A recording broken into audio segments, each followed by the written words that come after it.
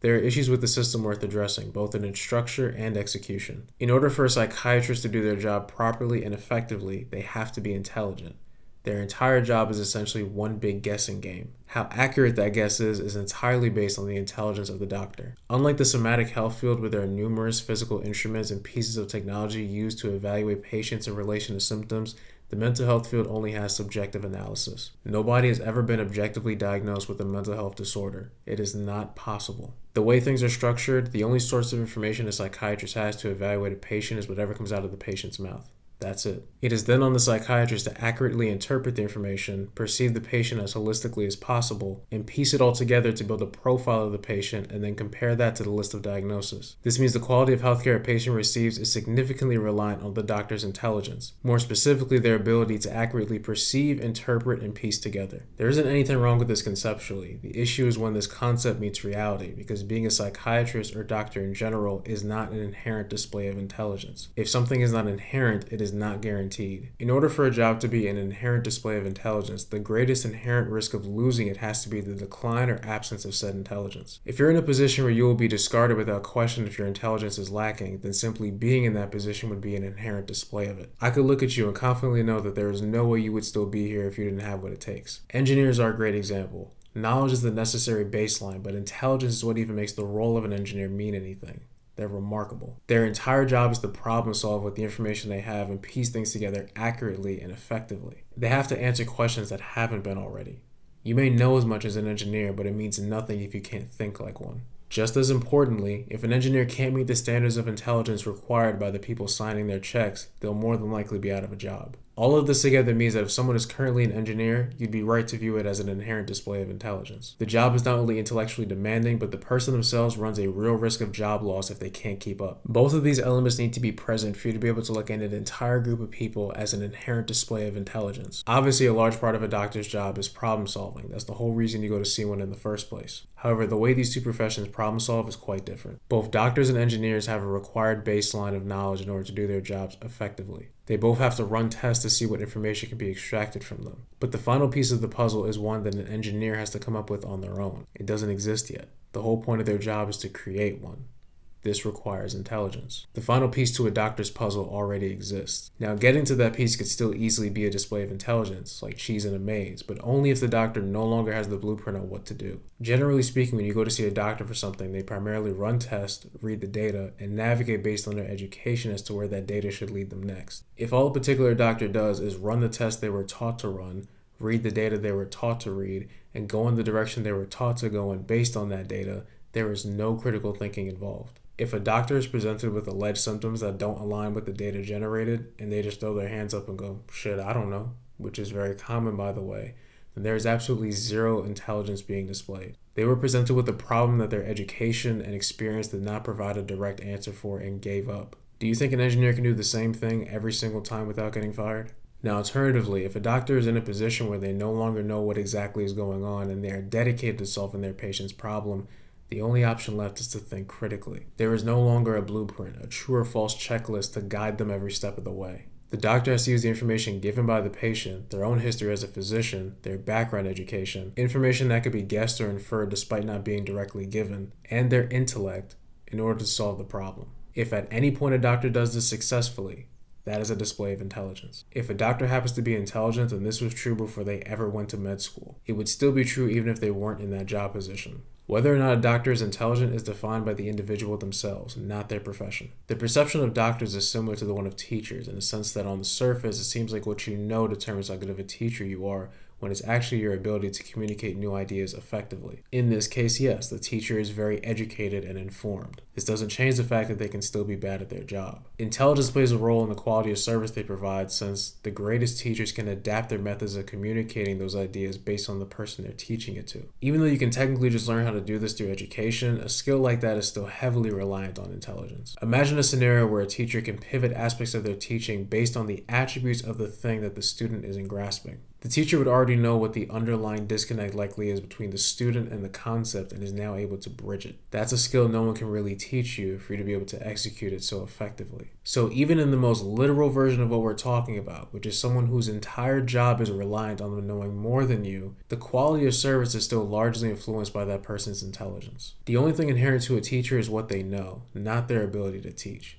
It sounds backwards, but that is our reality. Sure, if a teacher is abysmal at their job in which it seems like students are always failing, then they might get the boot. But be realistic. A bad teacher usually doesn't mean grades across the board that are so horrific that they see punishment. Nor are grades themselves an inherent indication of a teacher's ability to teach or a student's ability to understand the material. That would only be true with an intelligent teacher and a well-crafted curriculum. An argument could be made that it at least required intelligence to graduate med school. There's a lot that could be said, but none of it matters as much as this. It is impossible for any system of schooling to verify the intelligence of the student unless it presents them with a problem they have never been given the answer to before. The problem has to be intellectually demanding by nature, with an answer that no amount of mental textbook flipping could provide. The answer has to be something that the student themselves has to create. I highly doubt med school is doing this. The only thing it truly has to do is verify that you know the information. Because theoretically, if you know the information, then you should be more than capable at doing your job effectively. Quite honestly, med school wouldn't be wrong for that either. It's not responsible for how you conduct yourself or handle patients. No traditional academic schooling is. Their only job is to educate. They can't police what you do or how you think. Not to mention, even if you're the most intelligent person on earth, you still wouldn't be able to do as much as a doctor without the necessary knowledge. If I'm wrong about any of this, then the physicians that are currently active aren't doing a great job at setting an example that proves otherwise. Also, if you're not punished for a lack of intelligence within the job itself, why would you be punished for a lack of intelligence during the process to acquire said job? Medical school is undoubtedly a lot of work, energy, and commitment.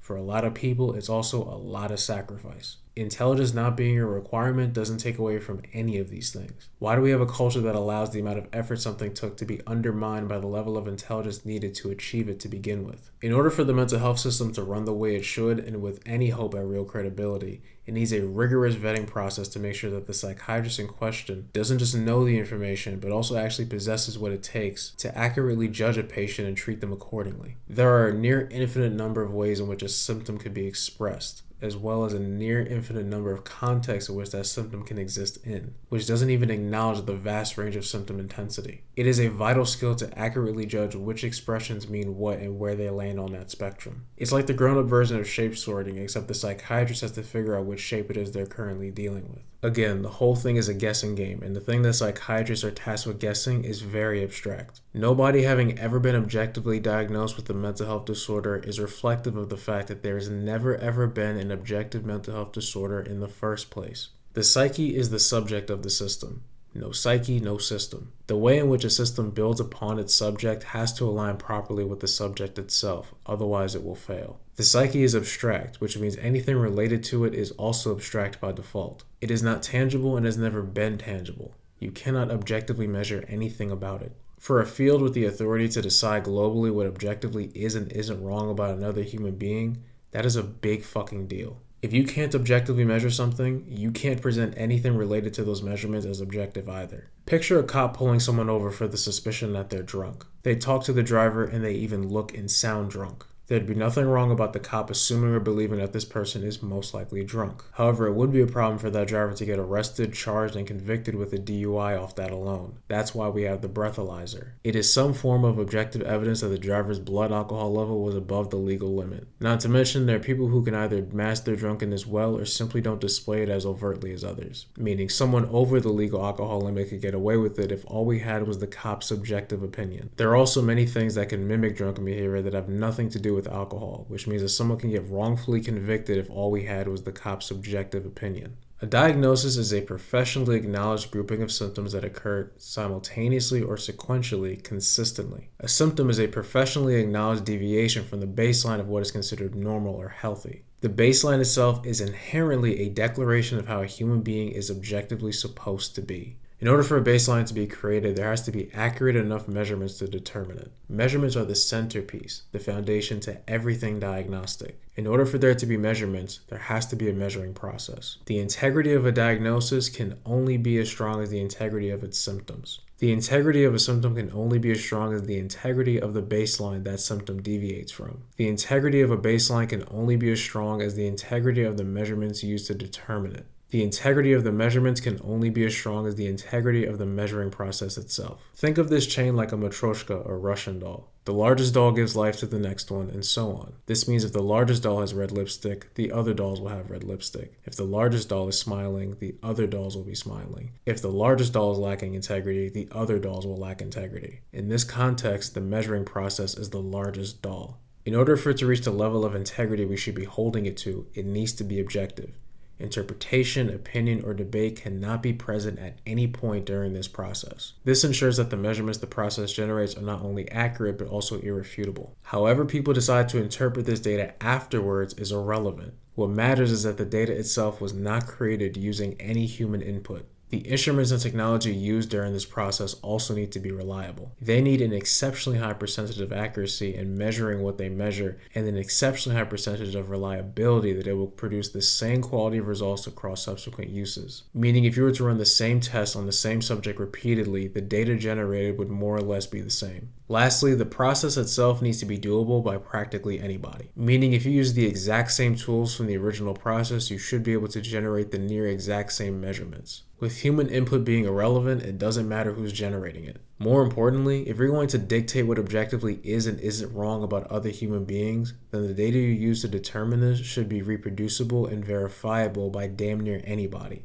If something is factual, then everybody should be able to prove it. In the somatic health field, you can see the best of these three. Modern instruments and technology allow us to measure various things about the human body with immense accuracy. And these tools are reliable enough at reproducing the same quality of data. At no point during this process is human input present. It only shows up after the data has been generated, which does not reflect the integrity of the data itself. If you yourself had access to whatever tools were used during that process, you could also verify that it is legitimate, objective, and irrefutable. These tools include things like MRIs, CT scans, pulse oximeters, weight scales, X-rays, electrocardiograms, thermometers, optical coherence tomography, and ultrasound imaging. In the psychiatric field, you see none of this. Everything in the Diagnostic and Statistical Manual of Mental Disorders, or DSM, is subjective. There are people who have the authority to decide what is too abnormal to go untreated based on opinion. Homosexuality was a sociopathic personality disturbance in the DSM from 1952 to 1987. Sensitivity towards the subject aside, there is no explanation for its addition or removal that's rooted in anything objective. If you try to make a case, either the addition or removal will make you contradict yourself. If the DSM is strictly what is abnormal thinking or behavior and nothing else, then there was no valid reason for its removal. If the DSM is strictly thinking and behavior that needs to be treated, then explain what kind of objective process justified its addition in the first place and allowed it to remain for 35 years. And if you think that was a long time ago, it wasn't. The way the system determines the validity of an alleged symptom highlights this problem further. It relies on there being a threshold that has to be reached. All healthcare systems do this. It's very similar to the baseline concept. If a patient's symptom deviates too far from the baseline and reaches the established threshold for that symptom, it will now be recognized as such. This can only be done accurately through measurements. If humans are supposed to have 1,000 white blood cells and the threshold is a deviation of 300 or more and you have 650, you are now recognized as having a symptom. There is nothing to argue about. There is nothing to interpret. Most importantly, context does not change the validity of a raw symptom. Context can change if a symptom is valid in relation to a specific diagnosis, but context cannot change the validity of a symptom on its own merit. So while context might mean that your white blood cell deficiency is no longer a symptom of diagnosis 1, it will not change the fact that you are still experiencing a white blood cell deficiency. It would still be recognized as a symptom in somatic healthcare. In psychiatry, you don't have that kind of integrity. At every single layer, there is not only subjectivity, but also a vast range of variables. At layer 1, you have the established threshold itself, which is not only created through subjectivity, but is also open for interpretation, which is a highly unpredictable variable. Then at layer 2, you have both the doctor's interpretation of the threshold and how much they choose to respect it. This is another highly unpredictable variable. Then at layer 3, you have the doctor's interpretation of what the patient is saying, which will then be evaluated against the threshold that doctor abides by. Bias, ego, respect, and intelligence all play major roles in this interpretation, and none of these things are vetted before someone becomes a doctor. All of these are highly unpredictable variables that now all interact with and influence each other, which amplifies the issue. This is precisely why someone could see several psychiatrists and receive both a wide range of conclusions and conflicting information. This already tends to be a problem in somatic health. How could it not be exponentially worse in mental health when it has no real guardrails? Now, just because something is abstract doesn't mean there's nothing of value that can come from it. In an ideal mental health system, things would still be abstract anyway. You can't change that. But you have a system that likes to operate under the guise of objectivity, which is fully incongruent to the entire thing it revolves around. It postures itself as if it has objective answers. It never has and never will. Even in an ideal system where it's highly effective at helping patients and adapting to their needs, it still couldn't advertise itself as having objective treatment, especially not in the same way the somatic health field can. The ceiling on psychiatry's reliability is inherently always going to be lower than that of somatic health, and that's even in the best case scenario. As it currently exists, there is nowhere near enough integrity and way too many uncontrolled variables for anyone to even suggest that this system is structurally sound. And even if this system was operating in a way and at a level that it should be, it still wouldn't be for everybody. You can't say the same for the somatic healthcare system. It provides the objective treatment option for whatever health condition you may have. The effectiveness of said treatment could be confidently and objectively measured. This system should have only ever been advertised as an option, not the option. This system should have never been seen in the same light as our somatic healthcare either, and if that was the case, then maybe we would have put some effort in actually earning any respect. It's terrible that the vast majority of people view this system to be the sibling of the one they're actually familiar with. They don't judge this one on its own merit. They allow it to piggyback off the perception of something else. Detaching the two systems in your head is important. If the thing each system is completely revolved around, the psyche and the human body, are two completely different things in every single aspect, then why would it make sense for one to try and mimic the other? The mental health system clearly needs an overhaul, and my vision for what it should be has a new perspective at the very center of it. The one that it currently possesses is flawed. It sees mental illness as something you're simply born with, but I suspect it's much more a natural response to the world around us. If you recognize the psyche as a much more individual experience rather than a collective one, with a baseline that is nearly non-existent, you start to see the picture a bit differently. When you stop believing in our current model for diagnosis and rather prioritize the less abstract, the symptoms, you start to see the picture a bit differently. When you process the fact that a human mind is taking in every last atom of information around it and processing it in its own unique way under its own unique circumstances, you start to see the picture a bit differently. When you view the psyche as the brain expressing itself, especially as a means to interact with the world around it, you start to see the picture a bit differently. Then eventually, your perspective is changed. The way I see it, there are two sets of variables, the first set being the brain itself. It's made up of an unknown number of variables, none of which can be measured. To better understand this, there are 8 billion brains out in the world. That is a massive spectrum. Even if the difference between one brain and the next in line on that spectrum are very minuscule, it doesn't change that each mind attached to every brain is unique, like fingerprints. I truly don't believe there are two minds that are exactly the same, even if they effectively are. This means not everyone is going to have the same response to the world around them and the reality they live in. Some brains are going to be more impacted by certain things than other brains. Some brains are going to experience more friction with certain things than other brains. Some brains are going to be more compatible with the modern world and society we live in than other brains. The combinations of possibilities here are endless, and that's just one of the two sets of variables. The second set of variables are the circumstances that brain is born into and living under. When I say circumstances, I mean quite literally every single detail about one's reality. The psyche is vast and everything affects it.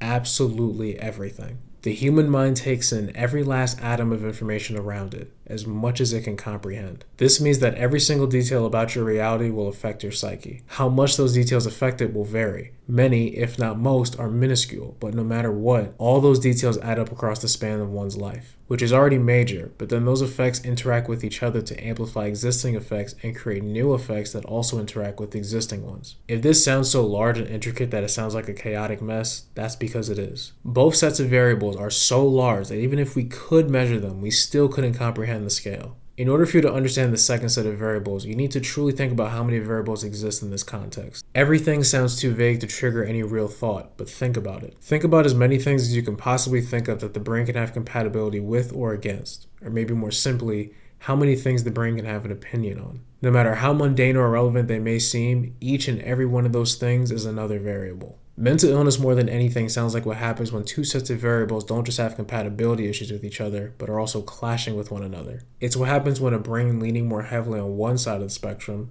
perhaps the more vulnerable side, is forced to live and grow under circumstances it should have never been paired with. The fact that it was is comparable to putting two animals in a cage that should have never been within 50 miles of each other. Considering the relationship between the brain and the world around it, the brain is basically at the mercy of the world it lives in. Should the dice roll go against the favor of the brain in question, the circumstances it's forced to live under will cause its vulnerabilities and incompatibility issues to flare up constantly, consistently, all the time, for years. This is absolutely terrible for the brain's long-term development, as well as its more immediate health. If you need a visual, there's something called Brownian motion. When molecules are submerged in liquid at low temperatures, they don't move much. At high temperatures, they move at very high speeds, bouncing around and colliding with each other. The type of liquid also affects how the molecules move. So imagine that the first set of variables are the molecules, and the second set of variables are the liquid those molecules are submerged in, and they are both inside a glass container, which is the psyche. Imagine that every time the molecules hit the glass, they cause damage to it. But of course, the slower they move, the less damage they cause. If they move slow enough, nothing will happen on impact. Now imagine that the higher the compatibility between a set of molecules and the liquid they're in, the less heat their interaction generates. At peak compatibility, the entire bottle may as well be frozen. With all that laid out, you can visualize both ends of a spectrum. On one end, you have a set of molecules submerged in liquid they have a very high compatibility with. This means almost no heat is being generated, so the molecules move around very slowly, and the glass that contains the both of them never suffers any damage. It's quite peaceful, isn't it? Not much is going on. Now visualize the other end of the spectrum, where there is no compatibility. Worse than that, the molecule and liquid type are two things that should never be near each other. This means an extreme amount of heat is being generated, so the molecules bounce around unpredictably and uncontrollably at very high speeds, slamming into both each other and the glass, constantly, consistently, non-stop, until either the liquid is changed or the glass shatters. Now put those two visuals side by side. That is both ends of the spectrum. One where a person is normal, and the other where a person is severely mentally ill. And don't forget, that first set of variables, or molecules, are all their own individual thing. Each and every last one of them has their own compatibility with the liquid they're submerged in, as well as individual compatibility with each other. When you look at it this way, you start to see the problem with the system's perspective. The one that alleges that you are simply born this way. It only acknowledges one set of variables. If the system was right, that would mean no matter what, two people with very similar brains would exhibit symptoms throughout their life regardless of what happens to them. Sure, the system is aware that circumstances can exacerbate the intensity of symptoms or potentially create new problems. But not only is the acknowledged scope of those circumstances significantly smaller, none of this changes the marketing that if you are mentally ill, you will still be showing symptoms one way or another. However, imagine two people with very similar brains. One of them was born into and raised in ideal circumstances so their vulnerabilities never flared up. Their second set of variables paired very favorably with their first, minimizing friction, which means to everyone else they're not mentally ill. If they went to see a psychiatrist, they wouldn't be deemed as ill either. They wouldn't reach the threshold. Their brain was favorably paired with circumstances it naturally has a very high compatibility with. And if the psyche is the brain expressing itself, then that person's psyche is a natural reflection of this relationship. Now take the other person in this example. Very similar brain, but they weren't born into and raised in ideal circumstances at all, causing their vulnerabilities to flare up constantly during their development. Their second set of variables paired horribly and aggressively with their first, causing intense amounts of friction between the two, which means to everybody else, they're mentally ill. If they went to see a high-quality psychiatrist, they'd be deemed ill as well. They'd have no issue reaching the threshold. The relationship between the two sets of variables is abysmal, with the brain spending the overwhelming majority of its existence being forced to engage with circumstances it has zero compatibility with. Circumstances it is also essentially being attacked by. If the psyche is the brain expressing itself, then that person's psyche is a natural reflection of this relationship. That is the whole point of this perspective.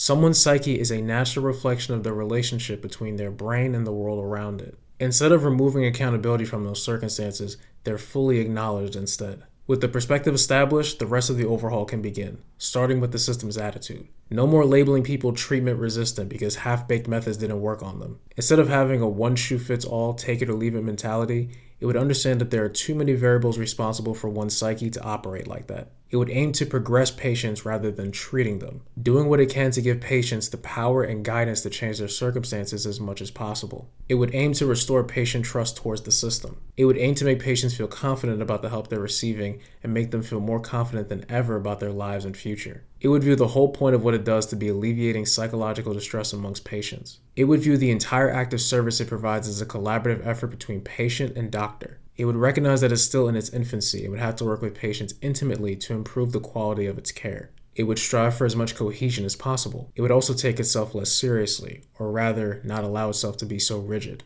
The system has no business being that way.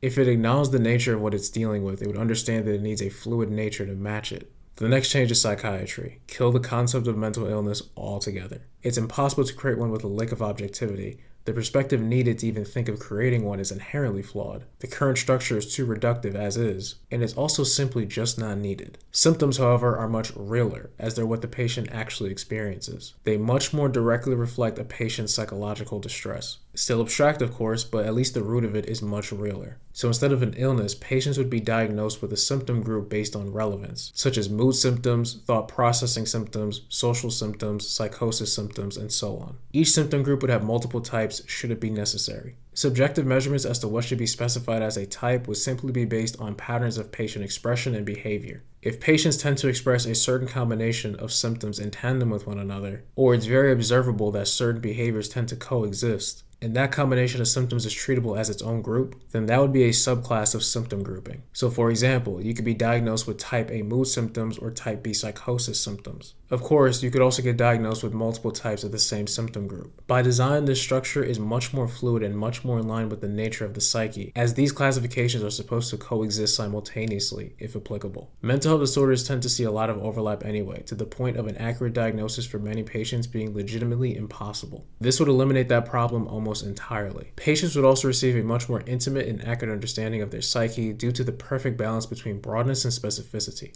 For example, the core of bipolar disorder would be split down into type B psychosis symptoms and type C mood symptoms, and the patient could receive a much more specific and accurate conclusion of symptoms relative to who they actually are. Breaking down illnesses into more specific groupings of symptoms also allows for a stronger emphasis on the actual treatment, with the mindset that treatment is the end goal and a diagnosis is simply a means of providing it securely to a patient. Most importantly, it should be understood that the one and only reason we even have these symptom groupings is to be able to provide effective treatment. There would be an official acknowledgement that they're not objective and are simply just names used to help track and treat. This also means that the DSM is no more. Instead, there'd be the Reference Book for Symptoms of Psychological Distress, or RBS. Reference Book is more reflective of the emphasis on treatment over diagnosis compared to diagnostic manual. Symptoms instead of mental disorders respects the impossibility of an objective disorder in the first place, and reflects the better diagnostic system. Psychological distress is quite simply what it is that this entire system deals with. It's also extremely respectful towards the two sets of variables and their potential to cause issues due to their relationship. And it's also a term that shows sincerity towards patients due to shifting the implications of what's going on with them. So this all means that the full official title for a diagnosis would be, for example,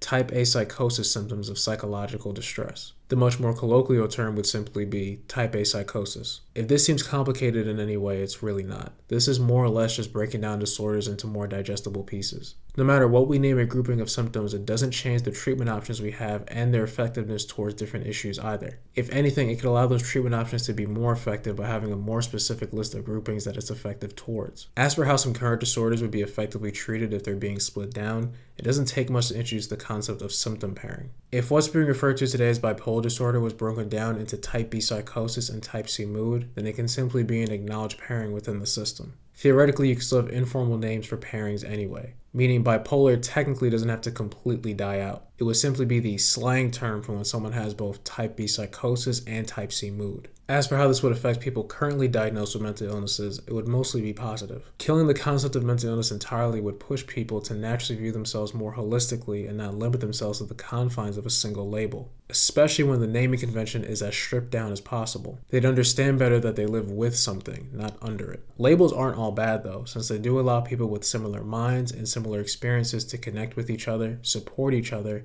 and understand themselves better. One label can effectively communicate so much between two people that don't even know each other. I mentioned broadness before, and that's because in this context, if people were to connect based on symptom grouping, you'd actually see a wider range of people able to contribute. Many members of different disorders tend to have more in common than they'd think. By having a less reductive labeling structure, you could have a much more potent sense of community. Mania, for example, there's a few conditions that share it, like bipolar and schizoaffective. By collapsing them down, people would only have one label in which mania is relevant instead of being arbitrarily divided further, which allows for a stronger community. There is nothing to be lost by breaking down those walls. Having a more blended together spectrum of official mental health labels would also help regarding stigma and how people approach these things. For the normal population, these labels would end up having such a wide range that people will naturally have have a more open-minded approach and perspective of these labels. By how much, who knows? But if there's a grand merging of groups into one label, the experiences and intensity would become much more visibly varied. And that's if people could even keep up. The naming convention of these groupings wouldn't be as easily identifiable for anyone that isn't involved with the system in some meaningful way. This could make it something that only those with psychological distress would readily understand, while for everyone else it would be too confusing to even know what to stigmatize. In addition to illness, this overhaul would kill off psychiatry as its own practice too.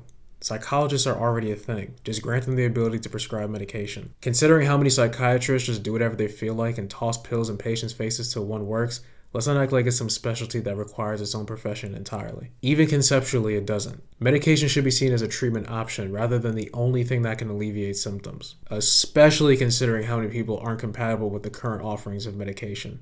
Having an entire branch of care dedicated to promoting the opposite and posturing itself as the only acceptable form of it completely disrespects this. Instead of medication being seen as a primary form of treatment, it would only be seen as temporary relief, with some exceptions being made when it is seemingly the only form of effective treatment. It would be understood that medication doesn't actually do anything to address what's causing the psychological distress. It simply lowers or eliminates the effects of it, hence why it would be seen as temporary. The goal wouldn't be to keep a patient hooked on meds forever. It'd actually be to progress the patient to a point where medication isn't even desired anymore for the benefits. Everyone has a certain amount of bandwidth, meaning how much bullshit they can handle simultaneously. I think people would be amazed at how much better they could handle life and their symptoms on their own if they had less things taking up that bandwidth. If many patients are at about 90% or higher of their maximum bandwidth due to circumstance, then it would seem impossible to get better without drugs or professional assistance in general. If psychology did what it's supposed to, patients could see a meaningful reduction in how much bandwidth is taken up, meaning the patient has a lot more energy towards managing aspects of their symptoms on their own. Not to mention, the less bandwidth, the less variables to interact with. I think there's many people on medication that don't actually need it forever, or at least not as much. As for the structure of psychology, it would be much more respectful of the patient's agency by giving them significantly more power in how they'd like the course of their treatment to go. Brand new patients of a doctor would always be informed at the very beginning about what their options are, the relevance and effectiveness of those options, the power the patient has, and how the course of treatment should make them feel. It would also disclose that the system is not for everyone and that the doctor themselves may not be the perfect match. Patients deserve full disclosure about the service they're paying for. There's no good reason not to give it to them. As for the psychologists themselves, they would gain an intimate understanding of all the treatment options. And instead of assigning treatment strictly based on symptom group, the psychologist would gain an intimate understanding of the patient and then intelligently decide which treatment options sound like to be the most beneficial for them. The psychiatric approach in comparison is heavily centered around diagnosis, which is the wrong way to go. This new approach would see diagnosis as nothing more than a means to unlock certain treatment options for a patient. Patients wouldn't even be formally diagnosed with anything unless they had to be. The psychologist would simply inform the patient that they're seemingly a part of a certain symptom group otherwise. The prioritization of personalized treatment over diagnosis would see significant benefit amongst patients, and actually encourage psychologists to gain an intimate understanding of their patients instead of throwing them into a box. Considering the agency patients would have and how they'd like the service they're paying for to go, there'd be a pretty nice range in how the course of treatment could play out. If the patient expresses needing help with distress for specific reasons, the psychologist would try to help the patient in relation to those reasons and adapt their methods. If the patient expresses that they would rather give up majority control to the doctor, then the doctor would intelligently create a treatment plan for the patient that they think would be the most effective. They go over it with the patient addresses any concerns, and if all is good, they go through with it. The patient would let the doctor decide what is and isn't working based on their judgment, with minimal input from the patient themselves. If the patient expresses they'd like a more collaborative effort, then the patient would give input on how they'd like to be treated after being informed of the options. Both parties would give input throughout the course of treatment. If the patient expresses that they don't feel something is working, or that they wish something about it was different, the doctor would give their input and try to adjust their treatment plan accordingly. The doctor, of course, would inform the patient of their professional opinion, which the patient would also use to decide how they'd like things to change. Across the entire spectrum of approaches, patient concerns are always respected and addressed. Considering how large the spectrum of issues they'd be dealing with is, there'd likely be different specialty types of psychologists. To be clear, all of them would be able to conduct their job effectively at a base level. It's just that they would have a primary area that they've dedicated themselves to treating most effectively. Ideally, it would be set up in a way where you likely only need one type of psychologist regardless of how many symptom groups you've been diagnosed with With enough time, it'd likely be clear what the priority of specialists should be for someone a part of multiple symptom groups. So for example, if you have mood symptoms and social symptoms, you could prioritize a social specialist psychologist. The way they help treat your social symptoms could potentially see a subsequent alleviation to a varying extent of your mood symptoms. Or of course, you can get an expert opinion from a psychologist as to which specialist type would likely provide the most relief. This would coincide with a much better cohesion within the system itself. As it currently is, the entire system feels like it doesn't even communicate with itself. You'll hear something from one professional that isn't even acknowledged by another, with the consistency and quality being non-existent. It's a terrible feeling. The system by design and by attitude would strive for the highest level of cohesion to make sure the patient is not only accurately guided throughout the system, but that different parts of the system are synergizing like they should to provide the patient the smoothest and most effective experience. This means no more invalidating another doctor's diagnosis of a patient and demanding a reevaluation in order to take the patient seriously. This means making sure that the design of each part of the system is created with the other parts of the system in mind, with constant refinements along the way to make sure that if one part of the system wants to snap in place with another,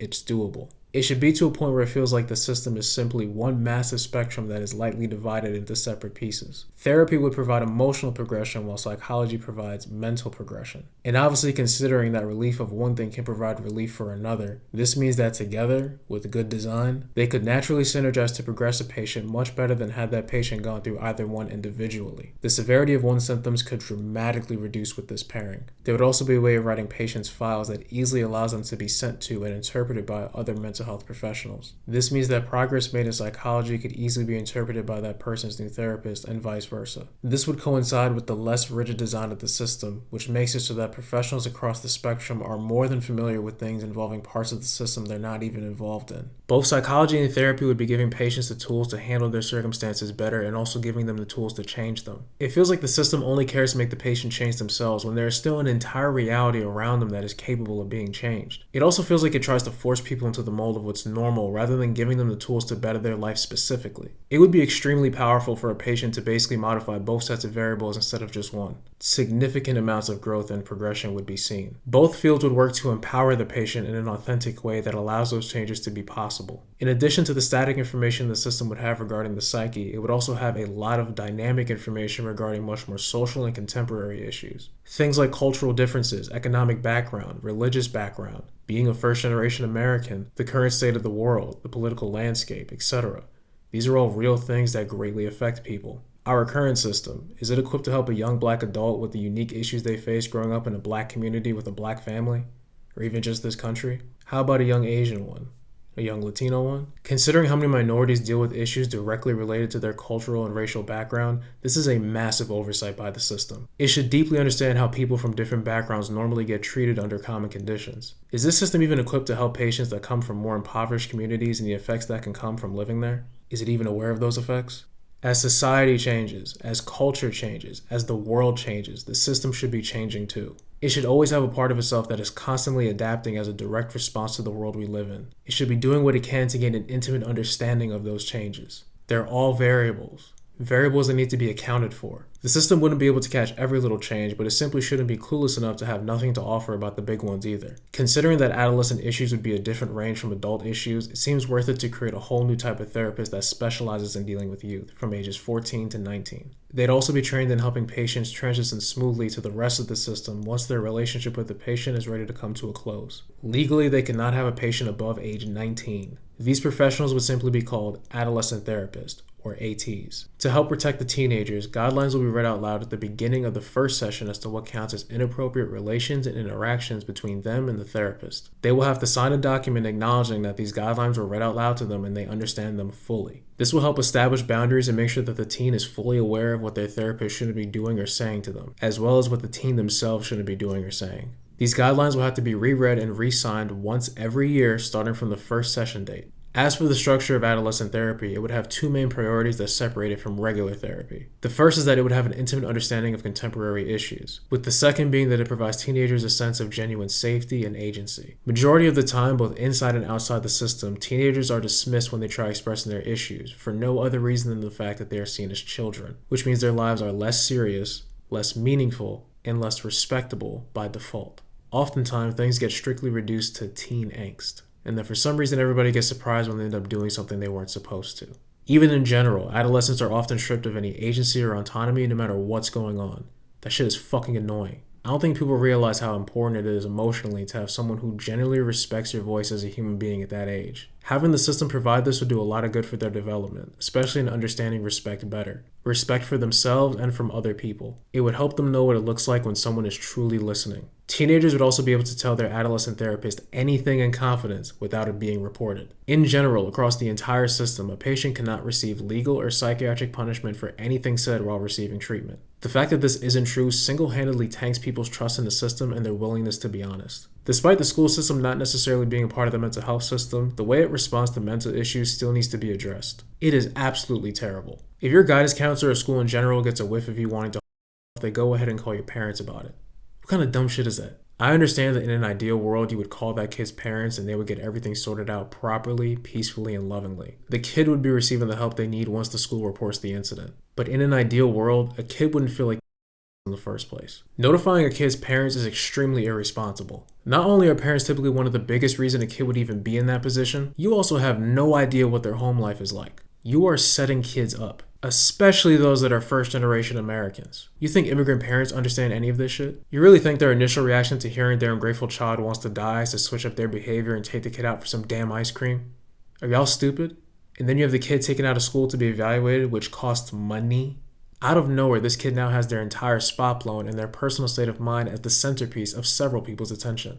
Do any of you think about things before you do them? How about ask the kid if they'd rather their parents not be notified, which is exactly what this overhaul would do. Regardless of their answer, have a paper full of resources you can hand them so they know what their options are. Primarily how to find an adolescent therapist and schedule with them. As for psych wards in this overhaul, there's not much to say. The concept is fine, but the execution is awful. Any needed changes are either ones that have naturally already been resolved by this point in the overhaul or are solely tied to how much staff decide to treat their patients like actual people. The only thing I could really say is that patients cannot be involuntarily held for more than a day for there would not be a soul capable of being held involuntarily past 7 days for any reason. Aside from making it so that insurance companies can't exploit patients, I don't think there's anything left in this system redesign. When it comes down to it, the patient will always be at the mercy of the doctor they end up seeing. I realistically don't see any way to truly make sure that any doctor that's out of line gets booted. A change like that is a change that every healthcare system in this country would have to make, as well as one that would require a huge societal shift in attitude towards malpractice. When taking into account everything this chapter has discussed, it can make you wonder what the motives of the system are. It postures itself as caring about the patient and operating from a sincere place, but its structure has never reflected that. Its behavior has never reflected that. And there are people who were once a part of the system that would tell you the same thing.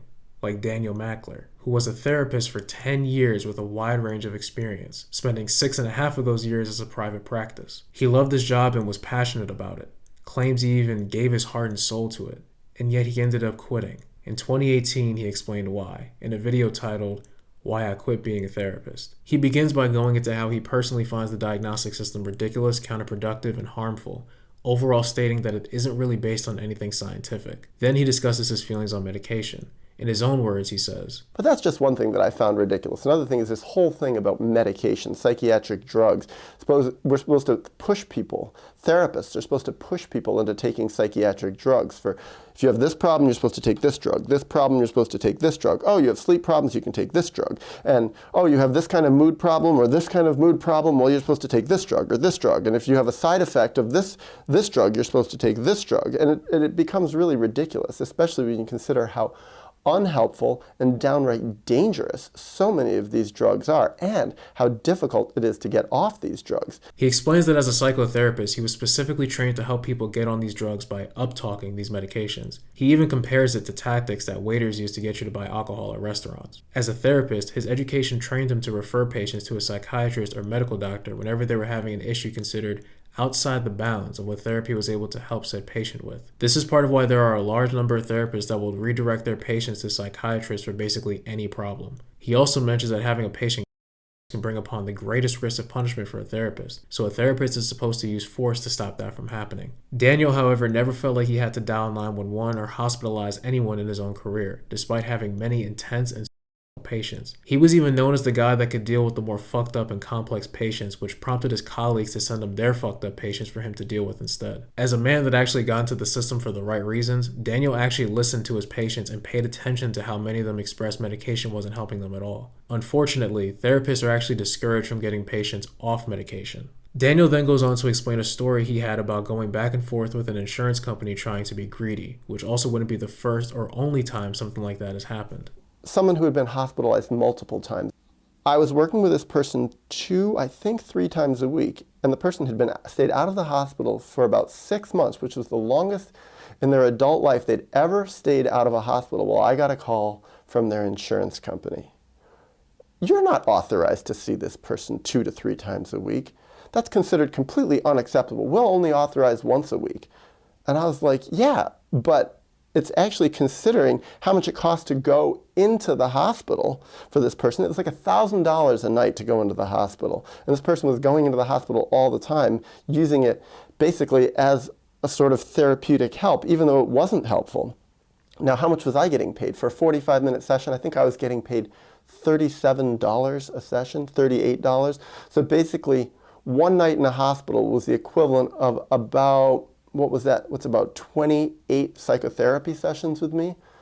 And so I was only seeing the person 2 to 3 times a week. Now, the insurance company didn't agree with that. They said, well, no, we can't pay for that. And then finally, I kept arguing. I said, you gotta do it. Come on, this is actually helping this person. And they said, well, what's your treatment plan? Now, I know the mental health field loves confidentiality, except when it comes to insurance companies who don't want any confidentiality at all. They want to totally intrude into the therapy, and they want to know everything that's going on. So for people who already have some sort of fears and paranoia about people knowing what their business is, it's not very comforting to know that the insurance companies can dig right in and basically legally, before they pay, get all the information.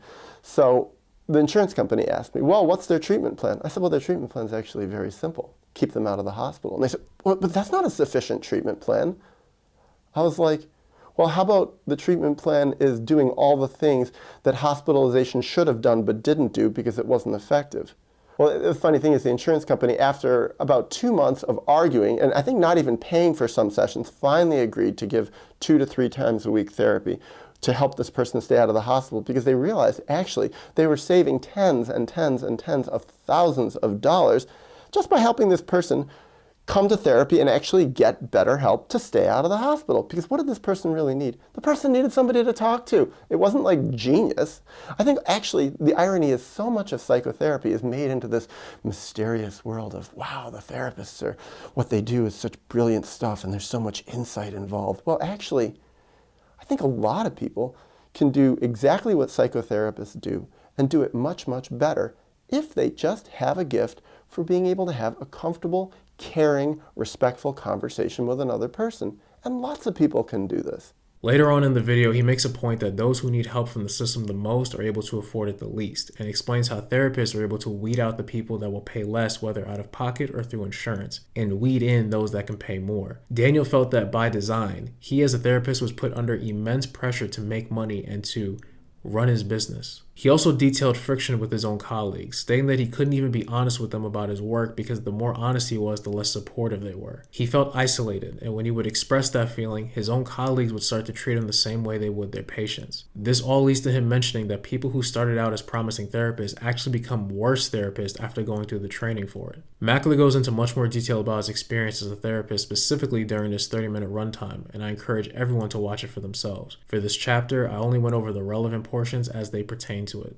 While I haven't seen any of the videos from him, he seems to be doing great work on his channel with content that would likely be of much use to anyone that feels they need it. When you remember that somebody has to pay for everything you see within the system, you remember who or what is really responsible for its operation. Would it be in their best interest for my version of the system to exist?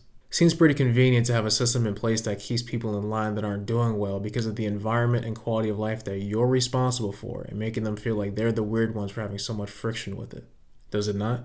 Run things the way you want to for your own benefit, and then have an entire system in place dedicated to promoting the idea that there is only ever something wrong with the people that are most negatively impacted by your way of operation. There's a book by French psychoanalyst, I can't pronounce that, and French philosopher, I can't pronounce that, titled Anti-Oedipus, Schizophrenia and Capitalism. Published in 1972, the book explores, as you can imagine, the relationship between schizophrenia and capitalism. I learned about it from watching Elena's video titled A Rant About Being Certifiably Insane. Originally, I was going to read it and include it at length in this chapter, but I don't care for books, so this shit would have taken forever. I still think it's worth mentioning though, so that you're all aware of its existence. When I get around to it, I'll share my thoughts on it, but for now, I'll let Elena explain the book herself with both an excerpt she pulled and her own interpretation of the book as a whole. We have seen that the relationship of schizophrenia to capitalism went far beyond problems of modes of living, environment, ideology, etc., and that it should be examined at the deepest level of one and the same economy, one and the same production process. Our society produces schizos the same way it produces Prel shampoo or Ford cars, the only difference being that schizos are not salable. How, then, does one explain the fact that capitalist production is constantly arresting the schizophrenic process and transforming the subject of the process into a confined clinical entity? Why does it make the schizophrenic into a sick person, not only nominally, but in reality? Why does it, capitalism, confine its madmen and madwomen instead of seeing in them its own heroes and heroines, its own fulfillment? And where it can no longer recognize the figure of a simple illness, why does it keep its artists and even its scientists under such close surveillance, as though they risk unleashing flows that would be dangerous for capitalist production and charged with a revolutionary potential, so long as those flows are not co-opted or absorbed by the laws of the market? Why does it form, in turn, a gigantic machine for social repression? And now for her summary. Think of the term schizophrenia as a reference to anyone who is mentally ill with symptoms that cannot be hidden or that the experiencer of doesn't feel the need to hide. Now think about how many artists and scientists exhibit eccentric behavior, thoughts, and ideas. Think about how thinking outside of the box has been the reason for revolutions, for scientific innovation, for some of the greatest artistic expressions known to man. And capitalism takes our art, our ideas, our thoughts and deepest journeys, repackages them, and then sells them to the population.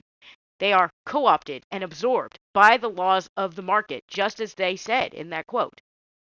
They take that which has soul and make it soulless, then sell it to the masses as something to be gawked at, something quirky, different, weird, something worth observing but not understanding.